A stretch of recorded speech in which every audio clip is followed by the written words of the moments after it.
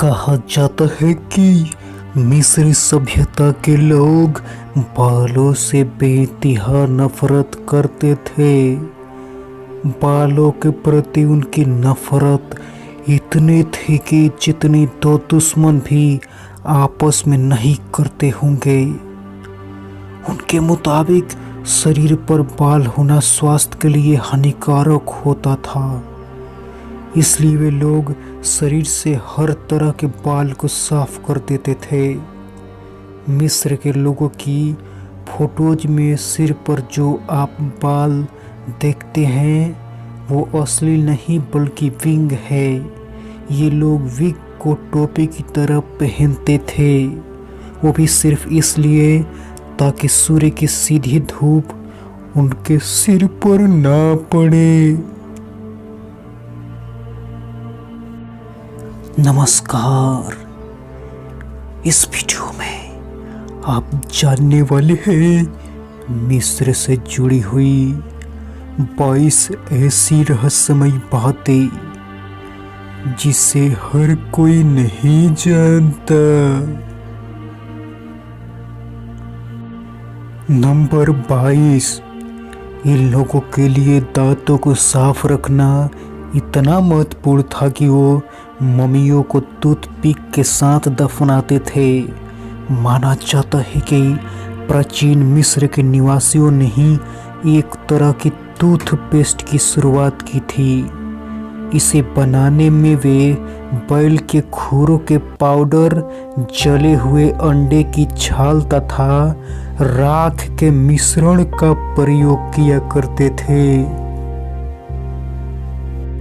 Number 21। ये बहुत ही अचंभित करने वाली बात है कि मिस्र में फराव यानी कि राजाओं के मरने के बाद उनके नौकरों को भी उनके साथ जिंदा दफना दिया जाता था। पहले लोग नौकरों के सिर पर वार करके बेहोश कर देते थे और फिर उन्हें दफना देते थे। नंबर 20। माना जाता है कि सन 400 से 800 के बीच मिस्र के ज़्यादातर लोग ईसाई धर्म के अनुयायी थे, लेकिन 10वीं सदी के मध्य में मुसलमानों के हमले के बाद बड़ी संख्या में लोगों का धर्म परिवर्तन हुआ और उन्हें इस्लाम कबूल कर लिया। बाद में उनकी कॉप्टिक भाषा की जगह अरबी भाषा ने ले ली। नंबर 19। वैसे तो प्राचीन मिस्र के चित्रों में आपने देखा ही होगा कि यहाँ के राजाओं पतले तंदुरुस्त होते थे, लेकिन मम्मियों के परीक्षण के बाद यह बात सामने आई कि राजाओं की कमर चौड़ी होती थी। उनकी खुराक में शराब, शहद, बियर तथा ब्रेड और अधिक चीनी वाले पदार्थ थे। उनमें से कई मधुमेह के शिकार भी थे। नंबर 18। 200 सालों के बाद भी मिस्रवासियों और हिटिट्स के बीच की लड़ाई का कोई नतीजा नहीं निकला। 1259 में दोनों राज्यों को एक दूसरे से खतरा था। रामसेस और हतुतसिली III ने एक शांति संधि की और यह वादा किया कि वह किसी भी तीसरे आक्रमणकारी के खिलाफ एक दूसरे की मदद करेंगे। नंबर 17। तुतनखामेन प्राचीन मिस्र के 18वें राजवंश के 11वें राजा थे। उनकी शोहरत इस बात को लेकर भी ज़्यादा है कि क्योंकि तुतनखामेन की कब्र लगभग सही सलामत अवस्था में मिली थी। साल 1922 में ब्रिटिश पुरातत्वविद होवार्ड कार्टर ने तुतनखामेन के मकबरे की खोज की थी। तुतनखामेन की जो मम्मी मिली थी उससे पता चला कि मौत के समय उनकी उम्र महज 17 साल थी। 8 या 9 साल की उम्र में उन्हें राजा की गद्दी मिल गई थी। तुतनखामेन की मौत को लेकर अलग अलग किस्से हैं। कोई कहता है कि उनकी हत्या की गई थी, तो कोई कहता है कि उनका शिकार के दौरान घायल हो गए थे और उसी के कारण उनकी मृत्यु हो गई थी। नंबर 16, महारानी नेफरतिती और फाराओ अख्तातेन का नाम मिस्र के प्राचीन इतिहास से इस कारण मिटा दिया गया था क्योंकि अखनातेन अनेक मिस्री देवताओं की पूजा के स्थान पर केवल एक देवता यानी सूर्य देवता की पूजा शुरू कराई थी।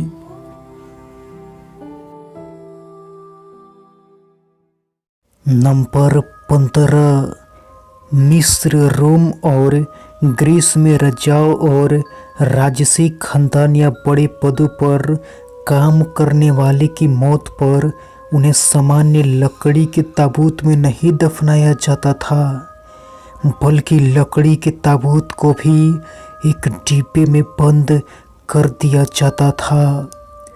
पत्थर से बना यही डिब्बा सार्कोफेगस कहलाता है। नंबर 14, रानी नेफरतिती की एक 3000 साल पुरानी मूर्ति आज भी मौजूद है, जो कि प्राचीन मिस्र में उनकी पहचान को और भी पुख्ता करती है। ये भी माना जाता है कि रानी के पति फराओ अखनानातन की मौत और उनके बेटे के गद्दी पर बैठाने के बीच का जो वक्त था, उस दौरान रानी ने मिस्र पर शासन किया था। नंबर 13, जब तूतेनखामेन की कब्र को खोदने का काम चल रहा था, उस दौरान इस मिशन से जुड़े कई लोगों की मौत की खबर सामने आई थी। पुरातत्वविद होवार्ड का ये मिशन 1922 के दौरान चल रहा था। इसे वैली ऑफ किंग्स की खोज कहा गया था। जब कई लोगों की संदिग्ध मौत के बाद इस मिशन में पैसे लगाने वाले ब्रिटिश रईस लॉर्ड कार्नावरन की भी मच्छर काटने से मौत हो गई थी, तो इसे फराओ तूतनखामेन के श्राप का नतीजा बताया गया। नंबर 12, प्राचीन मिस्र में गुलामों को छोड़कर सभी वर्ग के लोगों सहित पुरुष और महिलाओं को कानून के समक्ष अनिवार्य रूप से एक नज़र से देखा जाता था, और यहाँ तक कि एक क्षुद्र किसान को भी शिकायत निवारण के लिए वजीर और उसकी अदालत में याचिका दायर करने का हक हासिल था। नंबर 11, पुरुषों और महिलाओं दोनों को संपत्ति रखने और बेचने, अनुबंध करने, विवाह और तलाक करने, उत्तराधिकार प्राप्त करने और अदालत में कानूनी विवादों का मुकदमा लड़ने का अधिकार प्राप्त था। विवाहित जोड़े संयुक्त रूप से संपत्ति रख सकते थे और खुद को तलाक से सुरक्षित रखने के लिए शादी के एक अनुबंध पर सहमत हो सकते थे। नंबर 10, कहा जाता है कि रॉयल नेक्रोपोलिस बिल्डिंग पर एक समय काम चल रहा था। उस समय जो वहाँ पर कारीगर काम कर रहे थे, उन्हें अनाज दिया जाना था, लेकिन जब उनको अनाज नहीं मिला तो उन्होंने पास के मंदिर में जाकर शरण ले ली और काम करने से बिल्कुल मना कर दिया। इस तरह से शुरुआत हुई थी दोस्तों दुनिया की पहली हड़ताल की। नंबर 9, मिस्र के डॉक्टर एक ही अंग का अध्ययन करते थे। इतिहासकार हेरोडोटस के अनुसार प्राचीन मिस्र में एक चिकित्सक एक ही बीमारी का विशेषज्ञ था और उसे संबंधित इलाज ही करता था। उनके पास हर बीमारी के लिए एक अलग चिकित्सक होता था। शेफर्ड ऑफ द अनस इनमें से सबसे रोचक नाम था। नंबर 8, प्राचीन मिस्र में बिल्लियों का एक अलग स्थान था। जब भी उनकी पालतू बिल्ली मर जाती थी तो वे अपने भौवें सेव कर देते थे। वे बिल्लियों की मम्मी बनाते थे और उन्हें चूहों और एक कटोरी दूध के साथ दफना देते थे। उनका मानना था कि अगर इस दुनिया में कोई जानवर ऐसी भक्ति कर सकता है तो वो एक लौती बिल्ली ही है। नंबर 7, ये बात बेहद रोचक है कि गर्भधारण से बचने के लिए प्राचीन मिस्रवासी मिट्टी, शहद और मगरमच्छ के गोबर का एक मिश्रण बनाते थे। उस मिश्रण को महिला की योनि में डाल देते थे, जिससे महिला गर्भवती नहीं होती थी।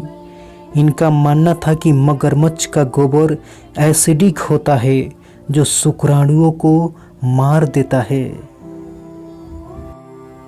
नंबर 6, कहा जाता है कि मिस्रवासियों और हिटिटस के बीच 200 सालों तक लड़ाई चली थी, लेकिन जब इस लड़ाई का कोई नतीजा नहीं निकला तो 1259 में दोनों राज्यों को एक दूसरे से खतरा था। रामसेस और हतुतसिल्ली ने एक शांति संधि की और यह वादा किया कि वह किसी भी तीसरे आक्रमणकारी के खिलाफ एक दूसरे की मदद करेंगे।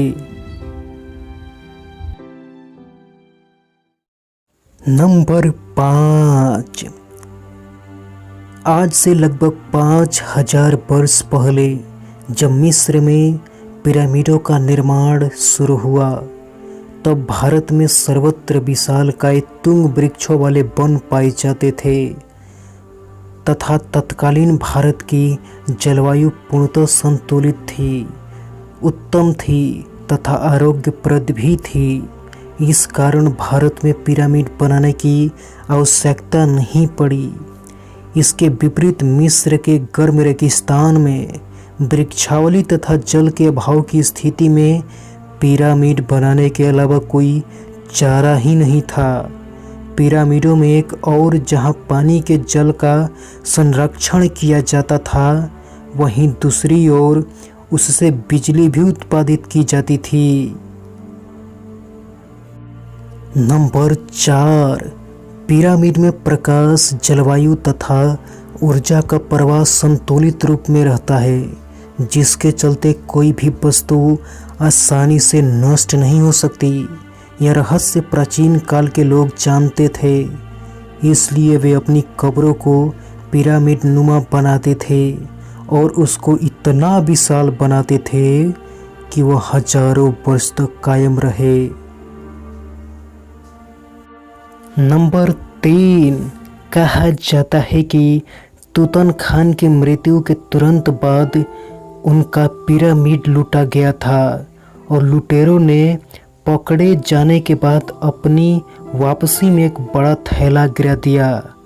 थैले में पाए गए बड़े त्रिकोण नियोन की तरह चमकते थे, जो कि खजाने की तरफ का रास्ता दिखाते थे।